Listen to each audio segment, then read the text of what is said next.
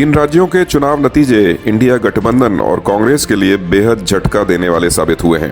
वहीं मध्य प्रदेश में पैर जमाने की कोशिश कर रहे अखिलेश यादव के लिए भी चुनाव नतीजे बेहद खराब रहे हैं।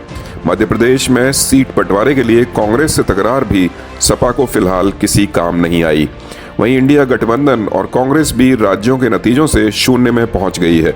चाहे सपा के अखिलेश यादव हों या डिंपल यादव या फिर राहुल गांधी या प्रियंका गांधी या इंडिया गठबंधन के तमाम बड़े नेता, सभी राज्यों के विधानसभा चुनाव में दिन रात एक एक कर जुटे हुए थे। चुनाव प्रचार के लिए दर्जनों जनसभाएं, लंबा लाव लश्कर और प्रत्याशियों की लिस्ट, सभी को जनता ने सिरे से नकार कर सपा कांग्रेस को वापस घर भेज दिया है। मध्य प्रदेश के विधानसभा चुनाव में ना पीडीए का फार्मूला काम आया और ना ही सपा अध्यक्ष अखिलेश यादव का प्रचार। जिस सपा प्रत्याशी मिर्ची बाबा को अखिलेश यादव ने सोशल मीडिया पर शुभकामनाएं दी थी, उसे महज 136 वोट मिले हैं।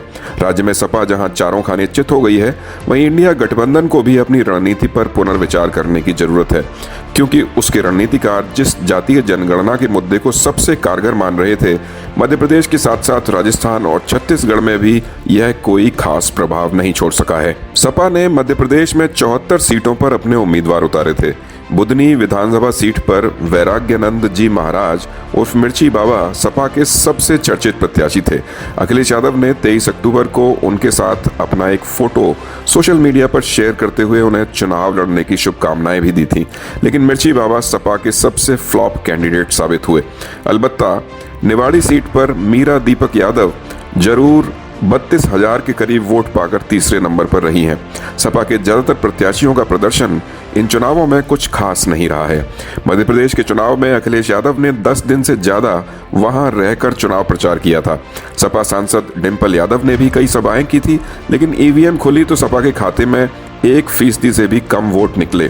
पिछली विधानसभा चुनावों में सपा मध्य प्रदेश में सीटें जीतती रही है, पर इस बार उनके हिस्से में सिर्फ 0 ही आया है। मध्य प्रदेश के साथ ही छत्तीसगढ़ और राजस्थान का चुनाव इंडिया गठबंधन के लिए अल्टीमेटम भी है कि उन्हें अपनी रणनीति के साथ साथ संगठनात्मक स्थिति को भी मजबूत करना होगा। घटक दलों का जातीय जनगणना के बहाने ओबीसी कार्ड चलना भी चुनाव में कारगर साबित नहीं हुआ है। हालांकि सपा के मुख्य प्रवक्ता राजेंद्र चौधरी का कहना है कि इन चुनाव परिणामों से कोई निराशा की बात नहीं है।